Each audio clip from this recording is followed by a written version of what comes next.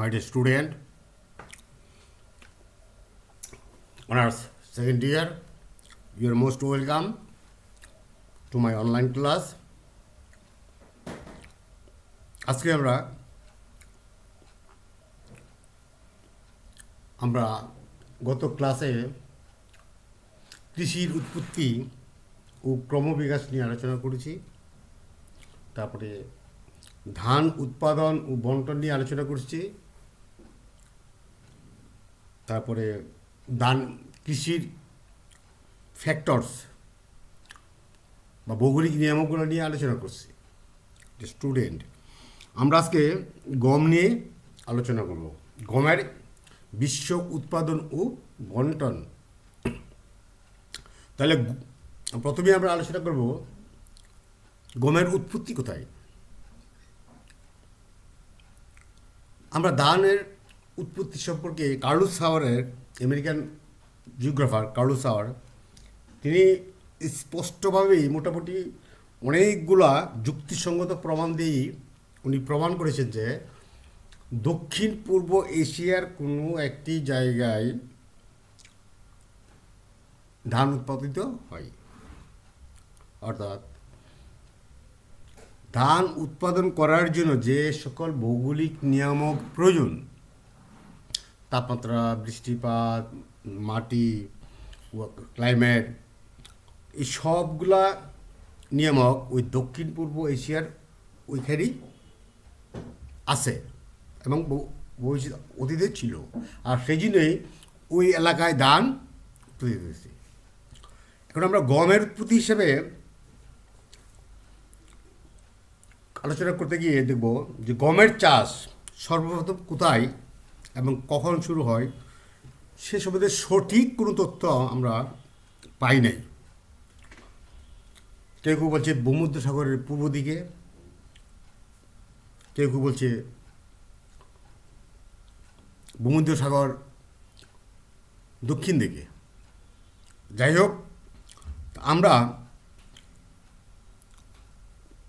গমের উৎপাদন বা চাষের জন্য যে ভৌগোলিক নিয়ামকগুলো দরকার, যেমন তাপমাত্রা, বৃষ্টিপাত, আর্দ্রতা, বায়ু, শ্রমিক, মূলধন, অর্থাৎ যেগুলা ভৌগোলিক নিয়ামক, সেই নিয়ামকগুলো নিয়ে যদি আলোচনা করি আমরা দেখতে পাই যে ভূমধ্যসাগরের তোমার পূর্ব দিকে তুরস্ক এবং মধ্যপ্রাচ্যে গমের উৎপাদন শুরু হয়। কারণ এই গম উৎপাদনের জন্য যে নিয়ামকগুলোর দরকার সেটা ওই এলাকায় আছে। আমি প্রথমে বলছি যে পৃথিবীতে সব জায়গায় সব ফসল একটা নির্দিষ্ট জায়গায় হয় না। কারণ প্রত্যেকটি ক্রপস বা প্রত্যেকটি ফসল উৎপাদনের জন্য এক একটা নির্দিষ্ট আলাদা আলাদা তাপমাত্রা, বৃষ্টিপাত, মাটি, এগুলো আলাদা আলাদা থাকতে হবে। তাহলে সেখানে ফসল উৎপাদিত হবে। যেমন সিলেট চার জন্য বিখ্যাত, চা ওই সিলেটই হয়। চা যদি আমি ঢাকাতে আইনা রোপণ করি, চা হবে না। কারণ চা হওয়ার জন্য যে ভৌগোলিক নিয়মগুলো দরকার, যে টেম্পারেচার, যে বৃষ্টিপাত, যে সয়েল এবং ভূমি ঢাল। চা সাধারণত ভূমির যে ঢাল, এই ঢালে পর্বতের যে ঢাল, পাহাড়ের যে ঢাল, ওই ঢালে চা সবচেয়ে বেশি হয়ে থাকে। কারণ হলো বৃষ্টিপাত, চার জন্য বৃষ্টিপাত অনিবার্য। বৃষ্টিপাত ছাড়া চা হবে না। কিন্তু অধিক বৃষ্টিপাত হওয়ার ফলে কী হবে ওটা? অধিক বৃষ্টিপাত হলে আর বৃষ্টির পানিটা যদি সরে না যেতে পারে, তাহলে চা গাছের গোড়াগুলো পচে যাবে। তাই ওই অঞ্চলে পাহাড়ের ঢালে যখন প্রচুর বৃষ্টি হয়, বৃষ্টিগুলো আস্তে আস্তে আস্তে আস্তে গড়াইয়া চলে যায়, কিন্তু এখানে জমা থাকে না। এই জন্য চা উৎপাদিত হয়। যাই হোক, আমরা ভূমধ্যসাগরের তীরবর্তী দেশসমূহের মধ্যে ইউরোপের গমের চাষ প্রসার লাভ করে, কারণ এই তুরস্ক এবং ইউরোপ কাছাকাছি দেশ। এই জন্য তুরস্ককে আমরা ধরে নিব যে গম উৎপাদনের প্রথম চাষ হয়েছিল। এছাড়া আরও অনেকগুলো প্রমাণ আছে। ওইখান থেকে গম উৎপাদিত হয়ে, তুরস্কতে গম উৎপাদিত হয়ে বিভিন্ন জায়গায় যে ছড়িয়ে গেছে, এটা কীভাবে দেখা গেল কি, ওই এলাকায় প্রথম গম উৎপাদনের জন্য যে যন্ত্রপাতিগুলো ব্যবহার করা হতো, আস্তে আস্তে ক্রমান্বয়ে সেগুলো ইউরোপের মধ্যে দিকে গেছে, এবং ইউরোপে ওই যন্ত্রপাতি, ইউরোপের পুরাতন কৃষি যন্ত্রপাতি আর তুরস্কের পুরাতন কৃষি যন্ত্রের মধ্যে একটা সিমিলারিটি আছে। এতে বোঝা যায় যে তুরস্কই গমটা মুক্তি লাভ করেছে। তো গমের ব্যবহার নিয়ে আলোচনা করতে গেলে আমরা দেখব মানুষ এই গম, বর্তমানে মানুষের গম প্রধান খাদ্য। চাল অপেক্ষা গম অধিক পুষ্টিকর খাদ্য। কিন্তু অনেক ধরনের আছে। আগে আমরা দেখতাম যে যারা ধনী মানুষ, সলভেন্ট মানুষ যারা, তারা ভাত খেত, আর গরিব যারা তারা গম খেত। এই যে রিলিফের গম গরিবদের জন্য যায়, তারা গম খেত। কিন্তু বর্তমানে আমরা যা দেখছি, এই বিজ্ঞানের উন্নয়নের ফলে এবং চিকিৎসা বিজ্ঞানের উন্নয়নের ফলে আমরা গম ভাতের পরিবর্তে গমে আমরা খাচ্ছি, কারণ অভ্যাসটা চেঞ্জ হয়ে গেছে। মানুষের মধ্যে যে খাওয়ার যে অভ্যাস ছিল, সেই অভ্যাসটা ধীরে ধীরে চেঞ্জ হয়ে যাচ্ছে। এই জন্য আমরা ভাতের চেয়ে গমের উপর বেশি গুরুত্ব দিই। তো সাধারণত গম শুধু খাবার হিসেবে ব্যবহৃত হয়। তবে শুধু খাবার বলে কি, শুধু রুটি না, গম থেকে অনেকগুলো আইটেম করা হয়। গমের শ্রেণীবিভাগ আলোচনা করতে দুই ভাগে ভাগ করা যায়। একটা হলো বসন্তকালীন গম, আর একটা হলো শীতকালীন গম। তো যেসব দেশে অধিক শীতল বা শীতকালে তুষারপাত হয়, সেই সব দেশে বসন্তকালীন গমটা উৎপাদিত হয়।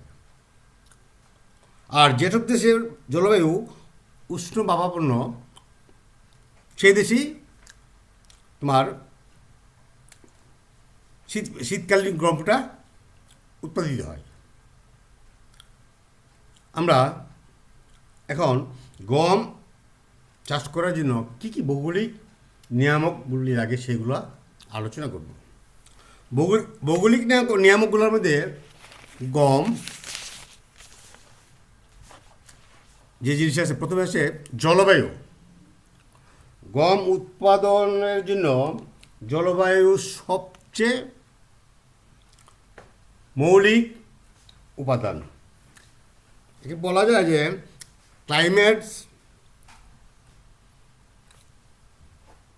ক্লাইমেট তোমার নির্ধারণ করে দিবে কোন জায়গায় কোন ফসলটা হয়।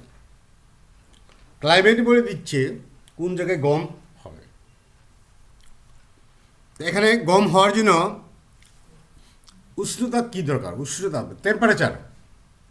সেই টেম্পারেচার হলো তোমার সাধারণত 10 ডিগ্রি থেকে 22 ডিগ্রি সেন্টিগ্রেডের মধ্যে। সেন্টিগ্রেড যে এলাকায় তোমার তাপমাত্রা রয়েছে, ওই এলাকায় গমটা ভালো কাজ করবে, ভালো উৎপন্ন হবে।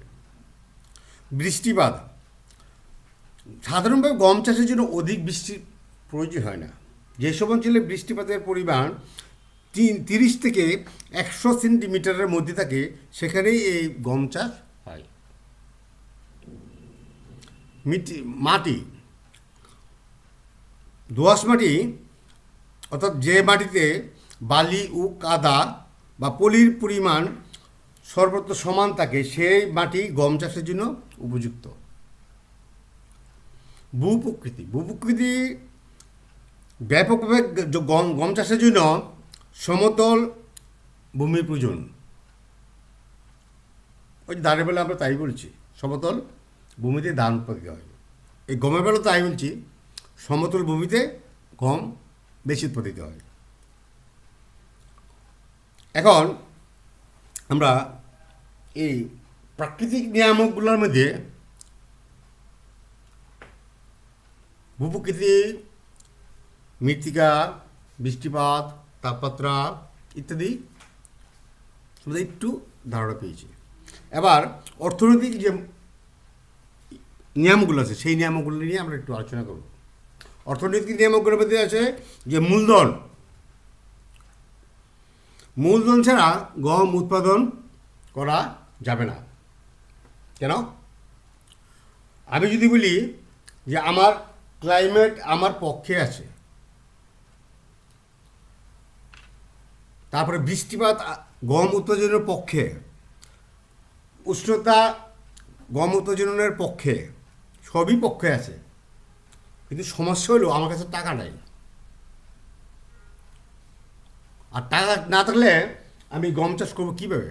গমের বীজ কিনে আনতে হবে, সার দিতে হবে, কীটনাশক দিতে হবে, নিড়ানি দিতে হবে, হ্যাঁ, শ্রমিকের মজুরি দিতে হবে। যদি টাকা ছাড়া ওরা হবে না। তাহলে যে অঞ্চলে, পৃথিবীর যেই দেশে বা যেই অঞ্চলে এই মূলধনের প্রাচুর্য আছে সেখানেই গম উৎপাদিত হবে। মূলধন ছাড়া কোনো এগ্রিকালচার হয় না, গমও হবে না। মূলধন থাকতে হবে। প্রয়োজনে বিভিন্ন দেশে আমরা যদি দেখতে পাই, ব্যাংকে প্রত্যেকটি এলাকার তোমার ক্যাডাস্ট্রাল ম্যাপ থাকে, মৌজাজরি। ওই ক্যাডাস্ট্রাল ম্যাপ অনুযায়ী কার জমিতে আবার নাম্বারিং থাকে, ক্যাডাস্ট্রাল ম্যাপে জমির নাম্বার থাকে, ওই নাম্বারে ব্যাংকে জমা থাকে। এবং ওই নির্দিষ্ট সময় যখন গম বীজ বপন করার সময় হবে তখন ওখান থেকে ফোন দিয়ে এই জমির যে মালিক তাকে ফোন দিয়ে সে বলবে যে তুমি সে টাকা নিয়ে যাও, গম চাষের জন্য এই পরিমাণ টাকা পাবে, লোন। এটা সব দেশে সম্ভব না, আর আমাদের দেশে এটা সম্ভব না। তা মূলধন অবশ্যই গমের জন্য, গম উৎপাদনের জন্য একটা ফ্যাক্টরস। তারপরে আছে শ্রমিক। পৃথিবীর যে অঞ্চলে শ্রমিকের মজুরি কম সেই অঞ্চলেই গম উৎপাদন করলে সেই অঞ্চলে প্রফিট করতে পারবে।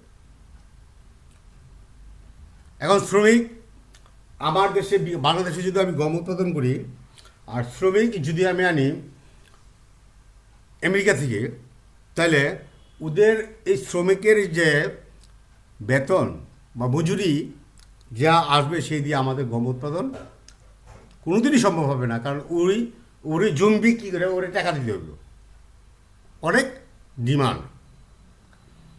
তো আমাদের দেশে মজুরির অবস্থা, শ্রমিকদের মজুরি কম, এই জন্য আমাদের দেশে কম উৎপাদনের সম্ভাবনা বেশি থাকলেও জমির অভাব, পর্যাপ্ত জমির অভাবে গম উৎপাদন হচ্ছে না। তারপরে বাজার। আমি গম উৎপাদন করব, সেই উৎপাদিত গম আমাকে যদি বিক্রি করতে হয় তাহলে বাজার নিয়ে বিক্রি করতে হবে। গমের বাজার যদি না থাকে আমি কোথায় বিক্রি করব? আর আমি যদি বিক্রি করতে না পারি এই গমটা আমার ঘরে থেকে যাবে, আর পরবর্তী বছরে আমরা আর গম উৎপাদন করব না। তাহলে বাজার একটা বড় ভৌগোলিক নিয়ামক তোমার গম উৎপাদনের জন্য। শুধু বাজার থাকলেই হবে না, পরিবহন ব্যবস্থা উন্নত থাকতে হবে। পরিবহন ব্যবস্থা, যে আমি যে গমটা উৎপাদন করে আমার বাড়িতে আনছি বা ওখানে রাখছি, তো সেখান থেকে আমাকে বাজারে গমটা নিয়ে যাওয়ার জন্য যে পরিবহন ব্যবস্থা, সেই পরিবহন ব্যবস্থাটা থাকতে হবে। আর পরিবহন ব্যবস্থা যদি না থাকে, তাহলে আমার বাড়িতে বা জমিতে গম পড়েই থাকবে। তাহলে পরিবহন ব্যবস্থাটা অনেক গুরুত্বপূর্ণ। তারপরে আমরা সাংস্কৃতিক উপাদানের বেলা কি দেখতে পাই? রাজনৈতিক কারণ। রাজনৈতিক কারণও গম উৎপাদনে একটা বিশাল ফ্যাক্টর হিসেবে কাজ করে। যেমন যদি কোনো দেশের সাথে যদি যুদ্ধ শুরু করে, সে যুদ্ধের জন্য মানুষ গম উৎপাদন করতে পারে না। যেমন আমাদের বাংলাদেশে 1971 সালে মুক্তিযুদ্ধের সময় আমরা আমাদের দেশে কৃষকরা ফসল উৎপাদন করতে, কাঙ্ক্ষিত ফসল উৎপাদন করতে পারে নাই। তারপরে রাজনৈতিক কারণে কোনো দেশে গম উৎপাদন হ্রাস পেলে সেই দেশে গম চাষের উৎপাদন বিঘ্নিত হবে।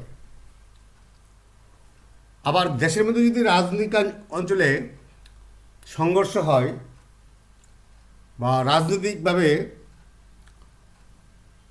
মানুষ তোমার নিয়ন্ত্রণ গম উৎপাদনের জন্য যে জিনিসগুলো, সেই জিনিসগুলো না পায়, তাহলে সেখানে গম উৎপাদন হবে না। যেমন আমি গম বপন করেছি, আমার আগামীকাল সার দিতে হবে। শুনলাম আগামীকাল ধর্মঘট, সার আসতেছে না, বাজারে সার নাই। আমি জমিতে গম চাষের জন্য এই সার দিতে পারছি না, ফলে আমার গমের চারাগুলো নষ্ট হয়ে যাবে। তাহলে ওখানে গম চাষের জন্য এই জিনিসটা আগে নির্ধারণ করতে হবে, এবং সেটা আমরা গভর্নমেন্ট, পাবলিক সবাই মিলে এই জিনিসটা আমাদেরকে কনফার্ম করতে হবে যে দেশে যাই কিছু হোক, তোমার ফসল উৎপাদনের জন্য যে যে এলিমেন্টসগুলো দরকার, যে যে নিয়োগগুলোর দরকার, এটার ব্যাপার কোনো বাধা নিষেধ থাকবে না, তাহলে গম উৎপাদিত হবে। বীজ হলো আরেকটা উপাদান, সেটা হলো একটা নিয়ামক, যে বীজ যদি ভালো হয় তাহলে গম উৎপাদন ভালো হয়, আর বীজ যদি খারাপ হয় তাহলে গম উৎপাদন কম হবে। সে উন্নত বীজের প্রয়োজন। পানি সেচ, গমের জন্য খুব একটা পানির দরকার পড়ে না, তবে যদি গমের মধ্যে হালকা বৃষ্টিপাত না হয়, তাহলে সামান্য পরিমাণ পানি সেচ দিলেও হবে। কীটনাশকে এখন একটা ফ্যাক্টর, মেজর ফ্যাক্টর। গম উৎপাদনের জন্য কীটনাশকরা তোমার কীটপতঙ্গের আক্রমণ, বিভিন্ন রোগ, গম গাছকে রক্ষা করার জন্য কীটনাশক ব্যবহার করা আত্মবশ্যক। কিন্তু উন্নয়নশীল দেশগুলোতে বিমানের সাহায্যে গম খেতে কীটনাশক ছিটানো হয়ে থাকে। কাজে গম উৎপাদনের জন্য ওই সকল দেশেই উন্নত। অর্থাৎ আজকে আমাদের বাজারে যে কীটনাশক পাওয়া যাচ্ছে, সে ভেজাল কীটনাশক। ওই যে বিষ জমিতে দেওয়া দরকার, ওই বিষ মানুষে খেলে এখন আর মরে না। আগে মরতো, এখন মরে না, কারণ ওই যে বিষ দিয়ে মানুষ মরবে, ওই বিষের মধ্যেই ভেজাল। ক্লিয়ার? অর্থাৎ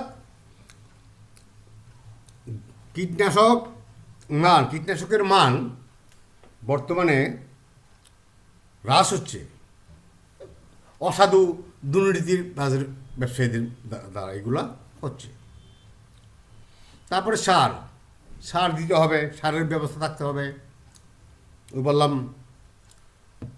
কালকে আমার জমিতে সার দেওয়া প্রয়োজন, শুনলাম কালকে হরতাল, সার আসছে না, আমি সার দিতে পারছি না, গম গাছ নষ্ট হয়ে যাচ্ছে। তারপর যন্ত্রপাতি ব্যবহার থাকতে হবে। যন্ত্রপাতি গম উৎপাদনের জন্য যে যন্ত্রপাতি ব্যবহার হয়, ধান উৎপাদনের জন্য একই একই যন্ত্রপাতি ব্যবহৃত হয়, আলাদা কোনো যন্ত্রপাতি নাই। এবার আমরা আলোচনা করব পৃথিবীর মধ্যে গম উৎপাদন ও বন্টন। উৎপাদন, আমরা প্রথমে আলোচনা করব উৎপাদন। উৎপাদন কোন কোন দেশে, মহাদেশে। আমরা প্রথম মহাদেশ ভিত্তিক উৎপাদন ব্যবস্থা আলোচনা করব। সেটা কি? এশিয়া মহাদেশ। এশিয়া মহাদেশ গম উৎপাদনে প্রথম, বিশ্বে প্রথম। অবশ্য এশিয়া মহাদেশের ধান উৎপাদনও বিশ্বে প্রথম ছিল। তা গম উৎপাদনও এশিয়া মহাদেশ প্রথম। এশিয়া মহাদেশের 2012 সালের একটা ডাটা থেকে আমরা দেখতে পাই। এরপরে আমরা ডাটা পাই নাই, যে সেখানে 12,04,00,000 হেক্টর জমিতে চাষ করে 28,57,00,000 টন মেট্রিক টন গম উৎপাদন হয়। এশিয়া মহাদেশের চীন, ভারত, তুরস্ক, পাকিস্তান, কাজাকিস্তান, এই দেশগুলোতে গম বেশি উৎপন্ন হয়। আবার এই এশিয়া মহাদেশে কোন কোন দেশে গম উৎপাদিত হয় সেটা বললাম, যে চীন বর্তমানে গম উৎপাদনের দিক দিয়া বিশ্বে প্রথম। অবশ্য ধান উৎপাদনেও চীন প্রথম। তা চীন, শুধু চীন তোমার বিশ্বের মোট উৎপাদনের প্রায় 18% গম চীনে উৎপাদিত হয়। তো চীনে কোথায় হয়? চীনের হুয়াংহো নদীর অববাহিকা, উত্তর পশ্চিম চীন, ইয়াংশি বদ্বীপ, সেচুয়ান অববাহিকায় প্রচুর পরিমাণে গম উৎপাদিত হয়। তাছাড়া আছে ইয়াংশি, গাংশি, কিয়াং, এগুলো আছে, অনেক এতেই আছে গম উৎপাদিত হয়। ভারত গম একক দেশ হিসেবে গম উৎপাদনে বিশ্বে দ্বিতীয়। এটা মোট বিশ্বের যে পরিমাণ গম উৎপাদিত হয় তার 12% গম শুধু ভারতেই উৎপাদিত হয়। তো ভারতে কোথায় হয়? ভারতের পাঞ্জাব, হরিয়ানা, উত্তরপ্রদেশ, বিহার, মহারাষ্ট্র, গুজরাট ও মধ্যপ্রদেশে গম চাষের জন্য প্রসিদ্ধ বা অধিক গম উৎপাদিত হয়ে থাকে। তারপরে পাকিস্তান গম উৎপাদনের বিশ্বে ষষ্ঠ, 6 নম্বর জায়গায়, ষষ্ঠ। এবং পাকিস্তানে তোমার মোটামুটি ভাবে বলতে গেলে যে পাঞ্জাব, সিন্ধু এবং উত্তর পশ্চিম সীমান্তে প্রচুর গম উৎপাদিত হয়। তুরস্ক গম উৎপাদনে বিশ্বের এশিয়ার দেশের মধ্যে চতুর্থ। এই তুরস্কের তোমার মোটামুটি সব এলাকায় যে টেম্পারেচার এবং বৃষ্টিপাত, যে নিয়ামকগুলো আছে তুরস্কের, সেই নিয়ামকগুলো প্রচুর রয়েছে। এবং মোটামুটি বলা যায় যে তুরস্ক থেকেই গম চাষ প্রথম শুরু হয়। তারপর আমরা আলোচনা করব ইউরোপ মহাদেশ গম উৎপাদনের দিক দিয়া বিশ্বের দ্বিতীয় অবস্থায় আছে ইউরোপ মহাদেশে প্রায় বিশ্বের মোট যে গম উৎপাদিত হয় তার মোট 32% গম ইউরোপ উৎপাদিত হয়।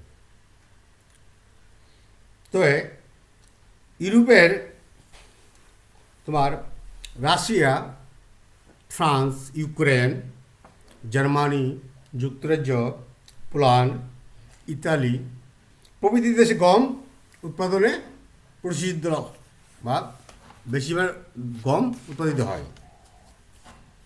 তারপরে আমরা রুশ ফেডারেশন, বর্তমানে গম উৎপাদনে রাশিয়া বিশ্বে পঞ্চম। এই অঞ্চলে তোমার বগলা নদীর অববাহিকা ট্রাম্প ইউরাল, পশ্চিম সাইবেরিয়া, আমুর নদীর অববাহিকায় বৈকাল হ্রদ এলাকায় গম প্রচুর পরিমাণ উৎপাদিত হয়। এখন ইউরোপে ফ্রান্স গম উৎপাদনে বিশ্বের চতুর্থ এবং ইউরোপে প্রথম। ফ্রান্স সারা বিশ্বে চতুর্থ আর ইউরোপ মহাদেশের জন্য প্রথম গম উৎপাদনের দিক দিয়ে। সেখানে তোমার প্যারিসের উপত্যকায় উত্তর পূর্ব ও পশ্চিমাংশে বিস্তীর্ণ এলাকায় গম উৎপাদিত হয়। তারপরে জার্মানি গম উৎপাদনে বিশ্বের সপ্তম এবং ইউরোপের তৃতীয়। জার্মানিরও প্রচুর গম রপ্তানি করে এবং তারা তোমার 30,11,000 হেক্টর জমিতে 22 মিলিয়ন মেট্রিক টন গম উৎপাদন করে। যুক্তরাজ্য গম উৎপাদনে বিশ্বের চতুর্থ। যুক্তরাজ্যের ইংল্যান্ড সমভূমি, স্কটল্যান্ডের পূর্ব অঞ্চলে গম চাষ হয়ে থাকে। এবার আমরা আলোচনা করব উত্তর আমেরিকা। উত্তর আমেরিকা গম উৎপাদনে বিশ্বে তৃতীয়। উত্তর আমেরিকার মধ্যে ইউনাইটেড স্টেটস আমেরিকা যুক্তরাষ্ট্র, সেখানে গম উৎপাদনে বিশ্বের তৃতীয় স্থান অধিকার করেছে। এই পৃথিবীর মোট উৎপাদনের প্রায় 12%। এর মধ্যে তাইওয়ান, ইলিশিয়ান, মনসেটু, উত্তর ও দক্ষিণ ডেকোটা যুক্তরাষ্ট্রের এই 4টি অঞ্চল গমের জন্য বিশেষভাবে প্রসিদ্ধ। এবার আমরা আলোচনা করব কানাডা গম উৎপাদনে বিশ্বের সপ্তম এবং রপ্তানিতে তারা তৃতীয় স্থান। তো প্রেরি অঞ্চল, সাকাসুয়ান, আলবার্টা, ম্যানিটোবা এই অঞ্চলে গম অনেক বেশি হয়ে থাকে। তারপরে আমরা আলোচনা করব উত্তর আমেরিকার মেক্সিকো গম উৎপাদনের চাষ হয়, তবে ওদের রপ্তানি করতে পারে না, ওদের স্থানীয় চাহিদা মেটানোর জন্য গম উৎপাদিত হয়ে থাকে। এরপর আমরা আলোচনা করব আফ্রিকা মহাদেশ গম উৎপাদনের জন্য বিশ্বে পঞ্চম। এর বার্ষিক উৎপাদন প্রায় 1,93,00,000 মেট্রিক টন। আফ্রিকার মধ্যে মিশর বলতে মিশরের নীল নদের উপত্যকা, তারপরে মরক্কো, আলজেরিয়া, তিউনিসিয়া, দক্ষিণ আফ্রিকার অঞ্চলে প্রচুর গম উৎপন্ন হয়। এবার আমরা আলোচনা করব দক্ষিণ আফ্রিকা গম উৎপাদনের জন্য বিশ্বে তোমার আফ্রিকার মধ্যে গম উৎপাদনকারী দেশ হলো দক্ষিণ আফ্রিকা, সাউথ আফ্রিকা। এখানে তোমার ভোল তৃণাঞ্চল, কেপটাউন প্রদেশে গম উৎপাদিত হয়। এবার আসো ওশেনিয়া মহাদেশ। ওশেনিয়া মহাদেশ বলতে আমরা পড়তাম যে অস্ট্রেলিয়া মহাদেশ। নয়, অস্ট্রেলিয়া কোনো মহাদেশ না, অস্ট্রেলিয়া একটা দেশ। আর অস্ট্রেলিয়ার আশেপাশে কিছু অনেক নিউজিল্যান্ড, পাপুয়া গিনিউ আর অনেকগুলো দ্বীপীয় রাষ্ট্র আছে, সবগুলোকে মিলে হয় ওশেনিয়া মহাদেশ। তোমরা লক্ষ্য করবে যে প্রশান্ত মহাসাগরে হাজার হাজার হাজার হাজার দ্বীপ রয়েছে। এই দ্বীপগুলোকে কী বলে? পলিনেশিয়া, মাইক্রোনেশিয়া, এই ভাগে ভাগ করে তারা যুক্তরাষ্ট্র এবং জাপান, রাশিয়া এরা দখল করে আছে। তো অস্ট্রেলিয়াতে বার্ষিক প্রায় 1,41,00,000 মেট্রিক টন গম উৎপাদিত হয়। Victoria, New South Wales down, Darling নদী ওই অঞ্চলে গম বেশি উৎপাদিত হয়। তবে এটি প্রয়োজনীয় জন্য অধিক গম রপ্তানিতে অস্ট্রেলিয়ার অবস্থান চতুর্থ।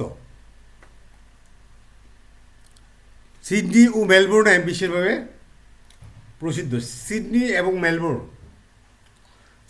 মেলবোর্নের নিয়ে আমাদের একটা কথা জেনে রাখা ভালো যে অস্ট্রেলিয়ার রাজধানী স্থাপন নিয়ে তখন দুইটা শহরের মধ্যে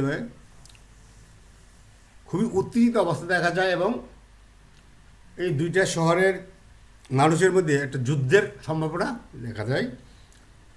সিডনিবাসী বলছে যে সিডনিতে অস্ট্রেলিয়ার রাজধানী স্থাপন করা হোক, আর ওইদিকে মেলবোর্ন খুব সুন্দর শহর, এই মেলবোর্ন এরা চাচ্ছে যে না, মেলবোর্নে অস্ট্রেলিয়ার রাজধানী স্থাপন করা হোক। পরবর্তীতে এই সংঘর্ষ এড়ানোর জন্য সিডনি এবং মেলবোর্নের মাঝামাঝি একটা শহর আছে, সেটার নাম হলো ক্যানবেরা। ওই ক্যানবেরাতে রাজধানীটা স্থাপন করা হয়। এখনও ওই ক্যানবেরাই অস্ট্রেলিয়ার রাজধানী। তবে আমরা এখানে গমের উৎপাদন নিয়ে আমরা আলোচনা করছি। এবার আমরা গমের বন্টন নিয়ে আলোচনা করব বা আন্তর্জাতিক বাণিজ্য। গমের আন্তর্জাতিক বাণিজ্য খুব বিশাল। বিশ্বের সব দেশই গম আমদানি করে থাকে।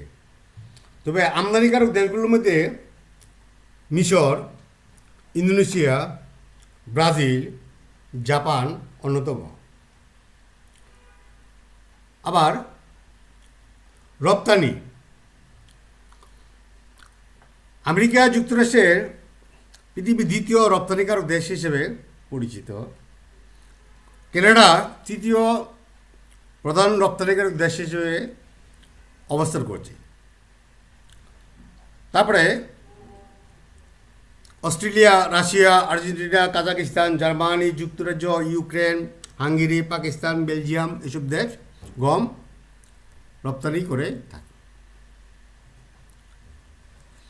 এখানে আমরা একটা জিনিস দেখব যে তোমরা পরীক্ষায় প্রায়ই এই মাঝে মধ্যে এই শর্ট নোটের একটা প্রশ্ন আসে বা ভাইভাতে তোমাদেরকে জিজ্ঞেস করে যে পৃথিবীর রুটির ঝুড়ি কোথায় বা কী। পৃথিবীর রুটির ঝুড়ি হল আমেরিকার উত্তরাংশ এবং কানাডার দক্ষিণাংশ, বিশাল এলাকায় প্রচুর পরিমাণ গম উৎপাদিত হয়। আর এই জন্যই ওই এলাকাটার নাম দেওয়া হয়েছে পৃথিবীর রুটির ঝুড়ি। যাই হোক, আমরা